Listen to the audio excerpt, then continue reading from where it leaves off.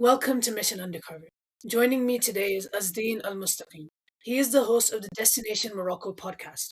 He reveals the hidden gems and less traveled paths of Morocco so that people can fully explore the beauty of his nation.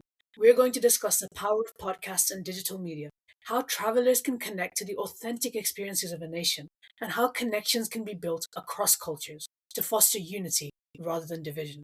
To start with, I wanted to know what you love most about Morocco and what sets Morocco apart in the world. Thank you so much, Zaidan, for this amazing opportunity to be a guest on your incredible podcast and for the warm introduction. I love Morocco for so many reasons. I was born and raised in Morocco before I came to the US. And one thing that always stands out, for people that are traveling to Morocco, it's actually the people of Morocco, the hospitality, the culture, the vibe. That's what I really like about Morocco. You go in, it's a melting pot, and it's a lot of fun to visit. What's a special tradition of Moroccan culture? A special tradition. There are so many. I mean, when it comes to hospitality, Moroccan mint tea is very popular. So, especially when you go to the villages and in the mountains and the rural areas, people will always welcome you to their homes, and they'll make a fresh pot of Moroccan mint tea. Just as a welcome gesture. So that's something that we are really known for is hospitality in Morocco. What are the best hidden gems to visit in the country?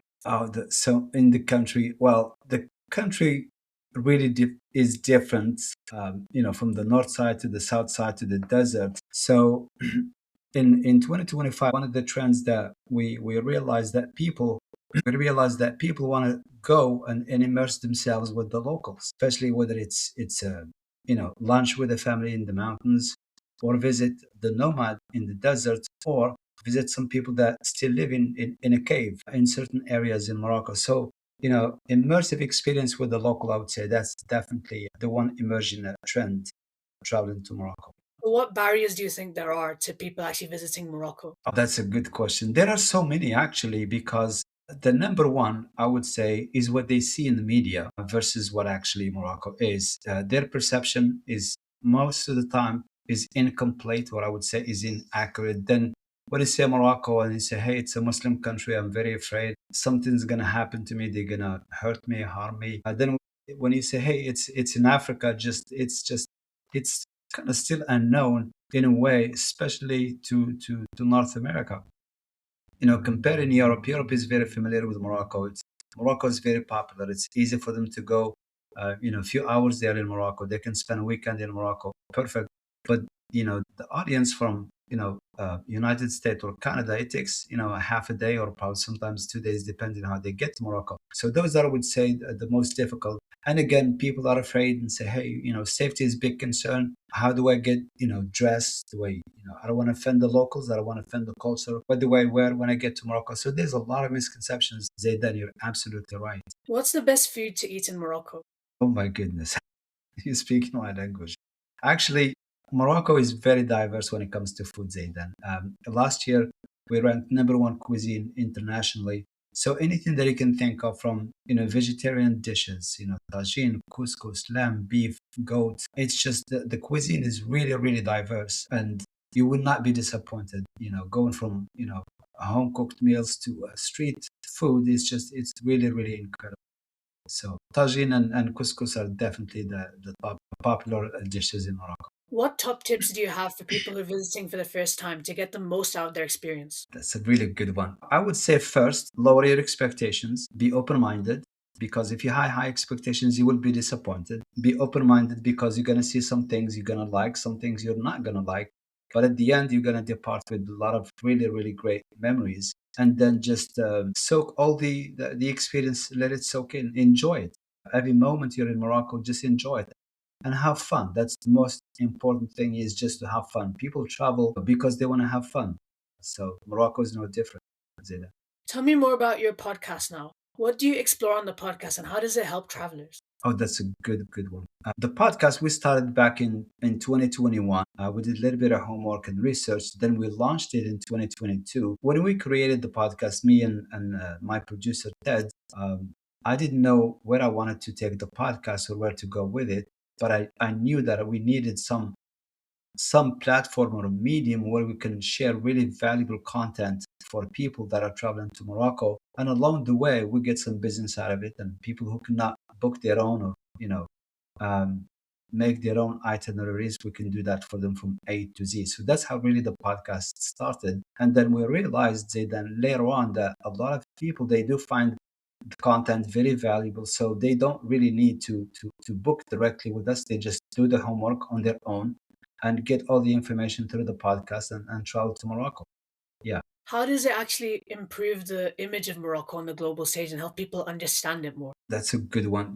It did actually, because everything in it is real. Everything in it is very accurate. We talk about the good, we talk about the bad, and we talk about the ugly things that people don't want to talk about. Now, when we talk about Morocco, because we care, we love Morocco, we are ambassadors to the country, but at the same time, it's not all shiny all the time. We talk about, the things that travelers go through, and especially when it comes to scams. I know we did 4 episodes about scams, Zaydan, and one of them was very difficult to listen to, but it was the truth. So, and we get a lot of DMs, a lot of messages, and say, hey, I experienced that scam and that happened to me. Like my friend, that happened to them, and stuff like that. So, but people, they're really, at the end of the day, people appreciate the truth and they appreciate the honesty, and that's what the podcast is really about. We have to be honest with each other. We have to be honest, with ourselves. So we cannot put out something that is not accurate, or it's just not good. So What you say about those authentic experiences, I think it's really important to immerse yourself in the local culture that you're visiting.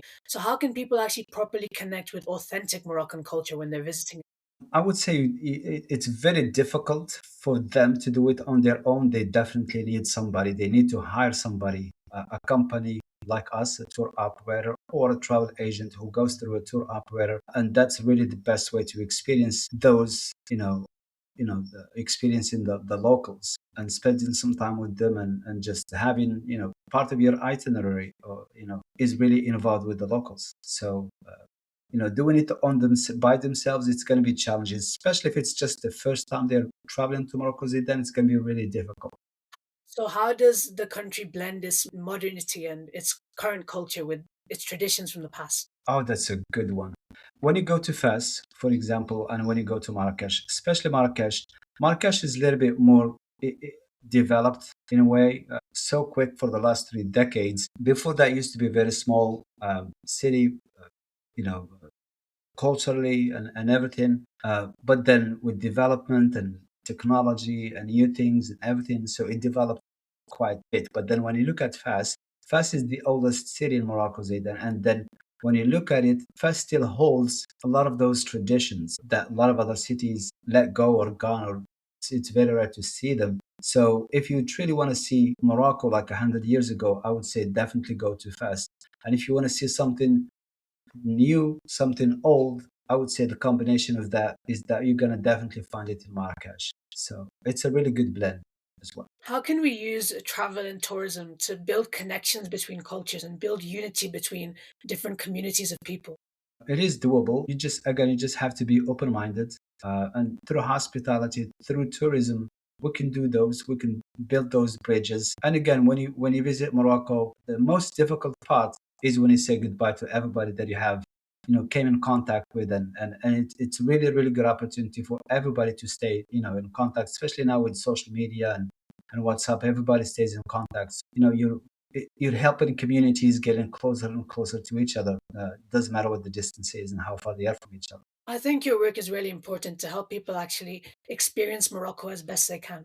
So, where can people get access to what you do, and where can people learn more about Sure, they can go to our website, destinationsmorocco.com. That's destinations with an S, morocco.com. And I would recommend just, book your free discovery call. And it's 30 minutes. We answer all the questions that you have. You don't have to go with us. And we just help you with whatever you need to know. And if you need to schedule another call, we can do that. And then we take it from there.